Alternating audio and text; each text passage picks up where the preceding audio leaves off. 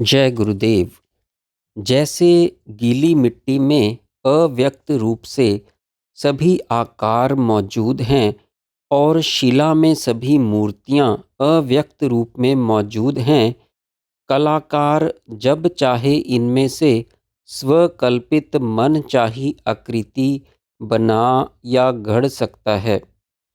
ऐसे ही चिदाकाश रूप परमात्मा के अपने ही स्वभाव रूप घन माया आकाश में समस्त विश्व ब्रह्मांड नाम रूप दृश्य प्रपंच अव्यक्त रूप में सदा सर्वदा रहता है, जिसे वह स्व संकल्प के अनुसार जब चाहे जैसा चाहे प्रकट कर सकता है। परमार्थ चिन्मय ब्रह्म अपनी ही ज्ञान वृत्ति से अपने ही गूढ़ स्वरूप अथवा स्वभाव स्वरूप मायाकाश को प्रपंच के रूप में अभिव्यक्त कर देता है। यह अभिव्यक्ति किसी सृष्टि में क्रमबद्ध होती है और किसी में बिना क्रम के अथवा युगपद होती है। क्रमबद्ध में अपनी माया शक्ति के प्रभाव से शब्द तन्मात्रा जो पहले अपने कारण में लीन थी, चित्त में उठने वाले संकल्प की भांति चिन्मय आकाश के समान स्फुरित होती है, जिसे वह चिन्मय स्वयं ही स्वयं को आकाश के रूप में देखने लगता है।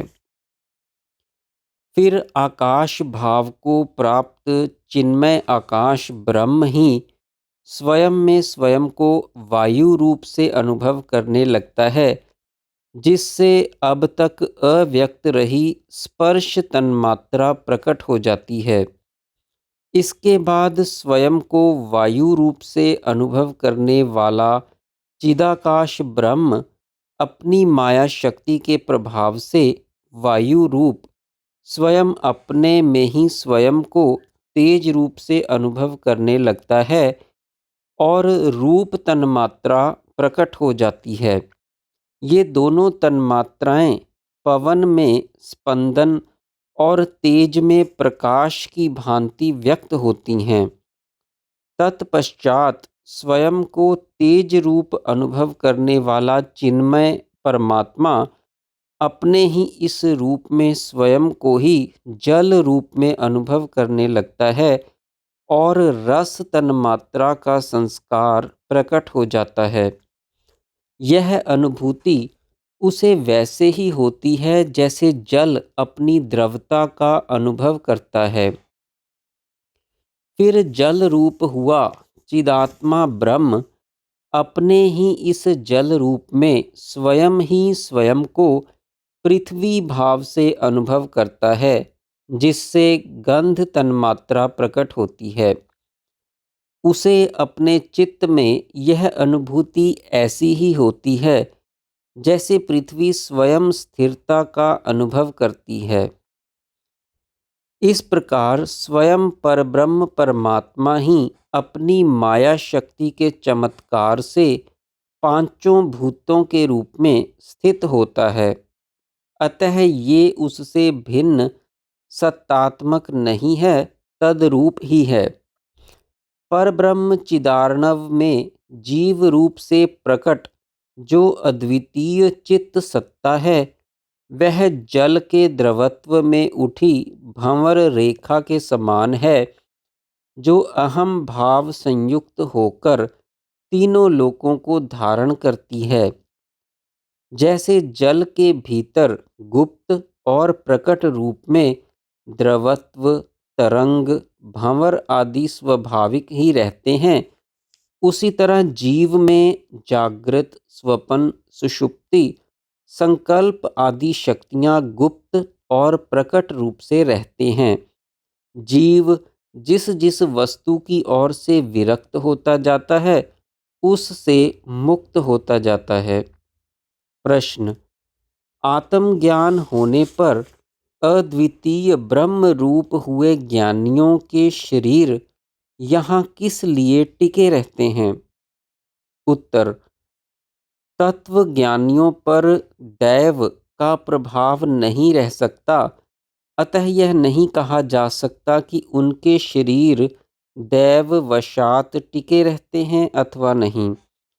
तत्वज्ञानी के पराभाव में देवता भी समर्थ नहीं होते, क्योंकि वह तो उनका आत्मा ही हो जाता है।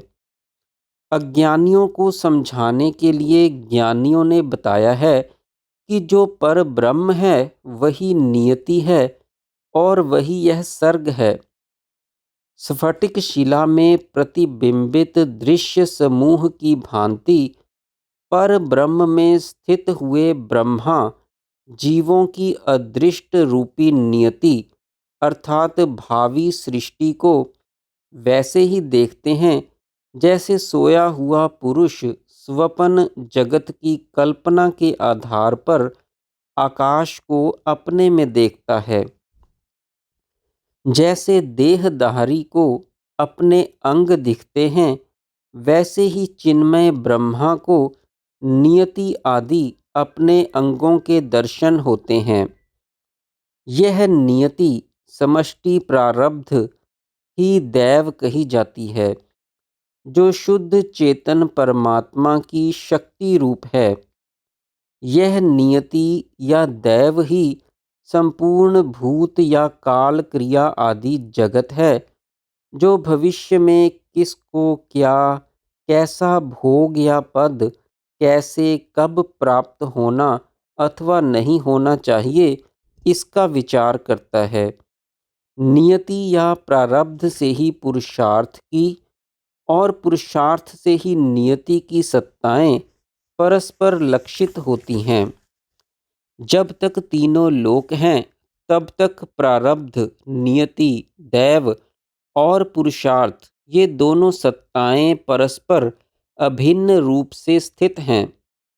मनुष्य को अपने पौरुष से इन दोनों को बनाना चाहिए।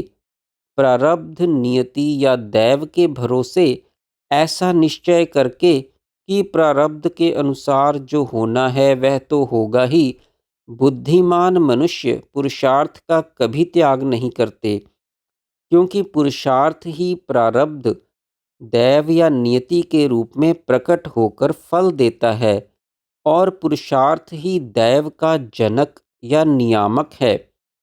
पौरुष शून्य कभी सुखी नहीं रह सकता। एकमात्र शास्त्र सम्मत पुरुषार्थ में तत्पर होना ही कल्याणकारी श्रेष्ठ साधन है और कर्तापन के अहंकार का अत्यंत अभाव रूप मोक्ष ही सर्वश्रेष्ठ कल्याणमय फल है। जय गुरुदेव।